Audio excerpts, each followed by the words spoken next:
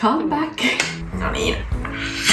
Hei! Tehdään yhdessä baakeleita. Mä oon tehnyt tänä aamulla jo hapanjuuritaikinan valmiiksi. Ja tää on ihan uusi resepti, mitä mä kokeilen, niin katsotaan, mitä tästä tulee. Itse tähti, eli Harri Hapsu hapanjuuri. Mä olen vielä ihan aloittelija tässä touhussa. Mä en ihan hirveästi tee tämmösiä niin kuin puhevideoita TikTokiin tai Instagramiin. Enkä muista, milloin mä olisin viimeksi kuvannut tälleen vaakatasossa. Mä oon siis tehnyt joskus nuorempana YouTubeen videoita, joten ihanaa olla tällä taas takaisin. Tää on nyt mun comeback.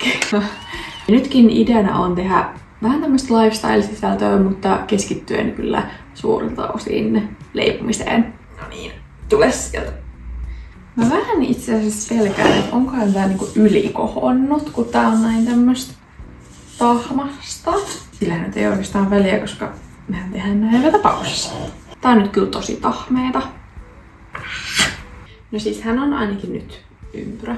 Mun niinku ensimmäinen ajatus on nyt se, että tätähän epäonnistumista ei mihinkään julkaista. Mutta mä yritän taistella itseni kanssa tästä asiasta. Eli jos te näette tämän, niin mä olen ylittänyt itseni siinä asiassa. Niin, mä oon opiskellut siis leipurikondiittoriksi vuoden, mutta en ikinä valmistunut. Aloin opiskella sitten pääsykokeita varten. Mä oon itse asiassa valmistunut pari vuotta sitten elintarviketekniikan insinööriksi. Insinöörikoulutus näkyy mun kotileipuruudessa esimerkiksi silleen, että mä tykkään punnita asioita tarkasti. Se on mun mielestä niin aivan ihanaa. Mä tykkään haastaa itseäni.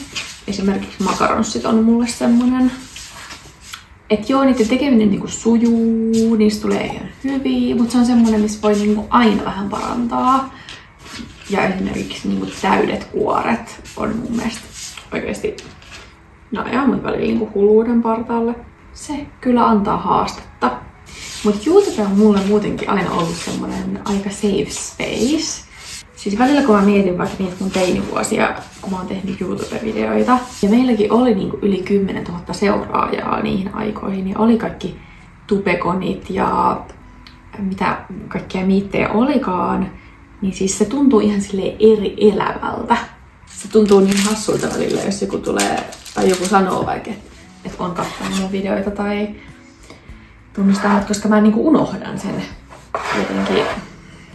Mä en tiedä, pystyttekö samaistumaan siihen, että jotkut oman teini-jutut tuntuu silleen, että joo, mä olin siellä, mutta se tuntuu niin kaukaiselta. Mutta silloin teininä musta tuntuu, että me tehtiin sitä niin silleen viattomasti ja vaan niinku fiiliksellä ja halutaan tehdä tätä niin kauan, kun tää on hauskaa ja en mä tiedä, mä jotenkin niinku ihailen meitä silloin, että kuin jotenkin rohkeita ja jotenkin vaan. Me vaan tehtiin sitä. Musta tuntuu, että mä oon nykyään paljon niinku varautuneempi. Silloin jotenkin vihakommentit, ne ei vaan niinku oli ihan silleen ehkä semmonen teini-angsti auttoi siihen. Et musta tuntuu, että teininä ehkä muutenkin tuntuu siltä, että koko maailma on sua vastaan. Niin sit mitä pari vihakommentoijaa siihen lisäksi. Tässä musta tuntuu, että aikuisena, mä oon nyt siis 26, jotenkin on paljon herkempi kaikille semmoselle.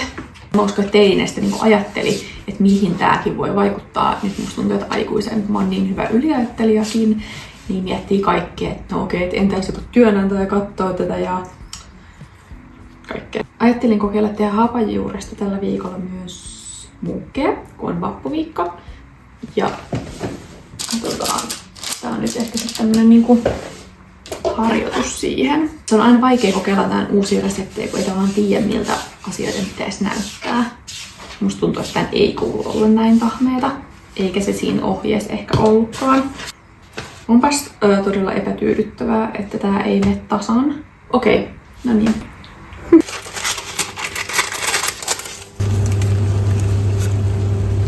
Sinne vaan. Keitetään niitä siis 2 minuuttia per puoli. Sitten otetaan tämä täältä veksi. Ja käännetään nurkkaverin. Noin. Siinä ympäri mennään. Noin ikään. Noin. Sitten toiset 2 minuuttia. Otetaan hänet tänne. Ja kaveri kans. Laitetaan nyt näitä tähän päälle. Nyt laitoin ne vielä uuniin puoleksi tunniksi. So far so good. Eli ei ne nyt ihan pilalle mennyt.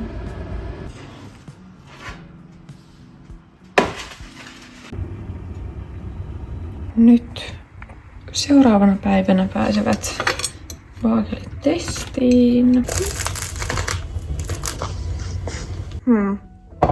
Tästä tuli aika tiivistä, kuten näette. Mä en tiedä, johtuuko se siitä, että tässä ei niinku tehty sitä yhtä kohotusta tässä taikinassa, vai että se kohosi liikaa. Kyllähän ne nyt syö, mutta ei ne niinku täydellisesti onnistunut, mutta aina ei voikaan onnistua. Mutta kiitos kun seurasitte kuitenkin tätä videota. Heippa!